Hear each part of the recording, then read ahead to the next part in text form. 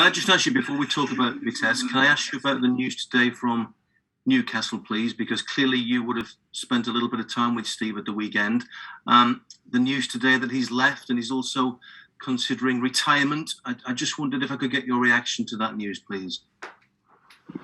Bad news. Bad news. He's always said that someone loses a job. And I have great respect and admiration for Steve. We know each other a while ago. We started in Championship.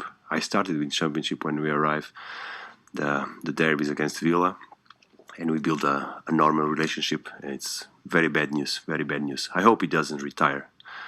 I think he still has a lot to give to the game. How difficult a decision is that for a manager? Because I guess, like all managers, the game is in the blood, isn't it? Difficult to make that decision. Sorry, I don't understand your question. How difficult is it to make that decision to retire? Because I guess the game is in the blood for all the managers that you know. Yes. It's very hard. It's very hard to leave the game. Like Steve, like myself, we started as football players, and when I think about me, and I don't know what else could I do in life. I think the same for Steve. So if it's that the case, it's a hard decision for sure. Can I ask you about the Vitesse game now? Because clearly this competition just seems to be working out nicely for you. You scored plenty of goals last time out, and then it led to some good results in the Premier League. Are you finding that this competition is very good and very positive for you as regards getting into that winning rhythm? Competition makes a tight schedule, but it's always a chance to play, for the players to improve. And this is what we want from all our players, to have a chance to compete. And tomorrow is going to be a tough game. But it's always a good chance to put things together, to play well, and build the momentum. Thank you. Thank you, Peter. Thanks, Pete. Alistair Gold, please. Hi there, Nuno. Hello, Alistair. Only judging by the video that we could see of the training session, it looked like the starting 11 outfield players from Newcastle weren't involved. Are you going to do what you did with the Pesos game and then Wolves in terms of them staying here and training ahead of West Ham? Yes. I mean, is that? I don't know how to put this, but obviously Ian Cathro, congratulations to him that became a father for the first time. I mean, will he be remaining in the UK? Does that kind of help him stay in the UK and train those players? That's not the reason. We work today. We prepared the game with the players that are going to start tomorrow. Then we had a good training session with the players that are going to stay. They're going to work tomorrow.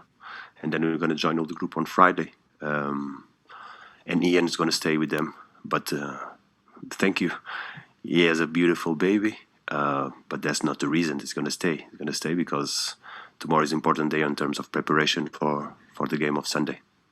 Just can I ask about injury news? I presume, is it Matt Doherty and Ryan Sessegnon still out? Yeah, unfortunately, yes. Matt is improving.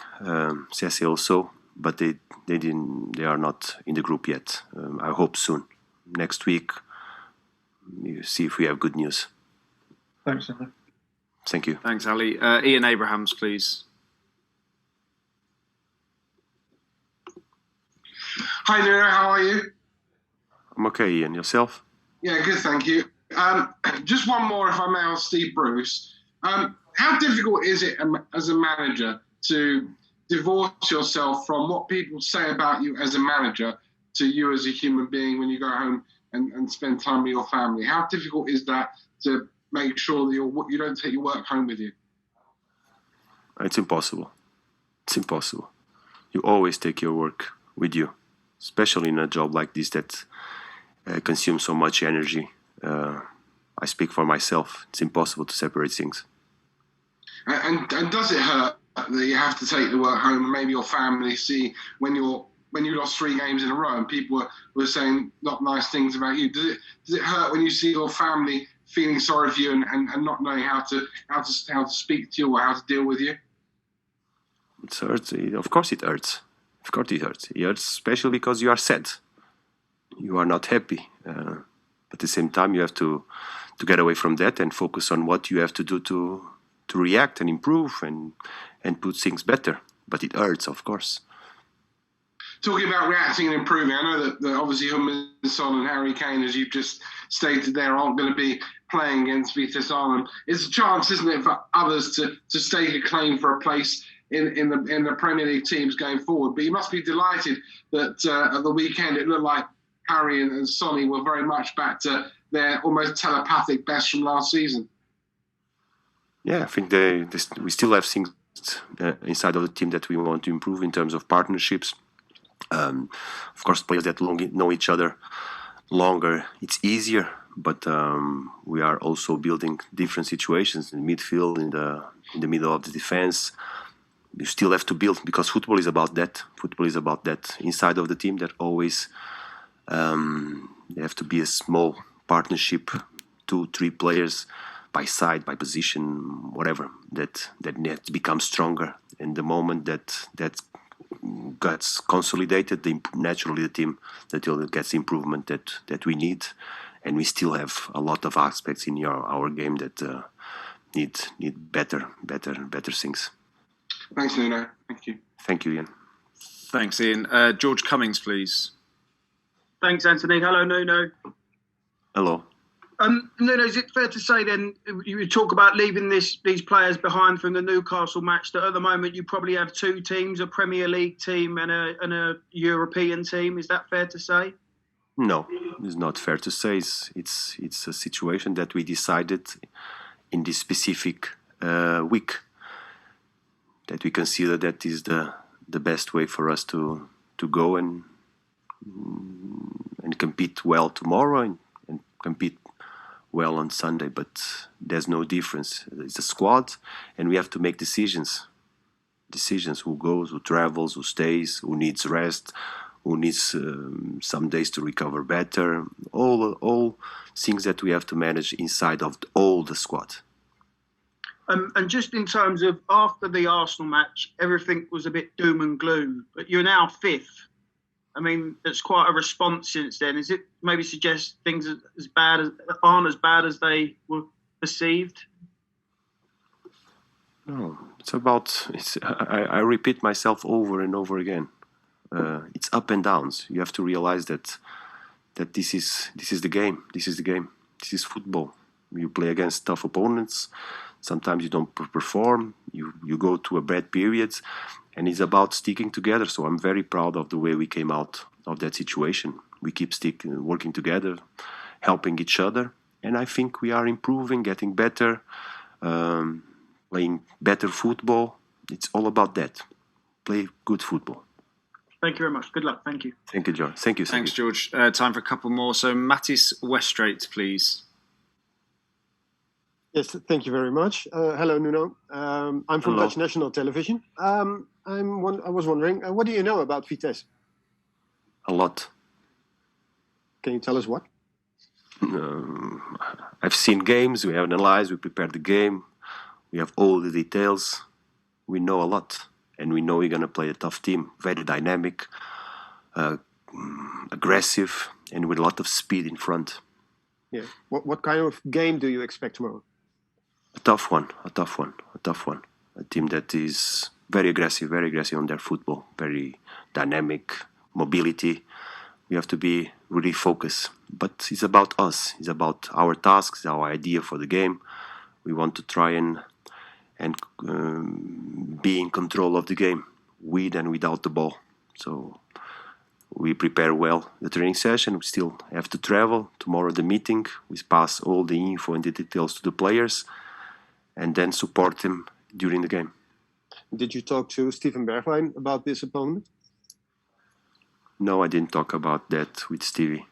No. I just talked with Stevie to prepare himself because he's returning from a tough period that he was out, and it's a good opportunity for him to get sharper, to get faster and stronger, because we need Stevie in our future. Thank you. Thanks, Mattis. Jerome Captains, please. Good afternoon, Mr. Espírito Santo. Another question about Steven Bergwijn. This is his third season in England. How do you see his development, and is he getting to the level which is needed to be a starting player for Spurs? Stevie started very well this season, very well this season, very well. Unfortunately, he got injured in the national team. And since then, he's been struggling and getting. But now he's getting back. Like I said to you before, is about getting him fitter, stronger, faster, because he's a very talented player, unique inside our squad. He has things that really can help us. He's fantastic on 1v1 in offensive. He's fast. He gives us speed. He gives us deep. We need Stevie. I repeat myself, we need Stevie. A lot of players from Holland had problems getting to the level of Premier League. He seems to fit in. What is the difference with other players like Van der Beek or Blind or good players also?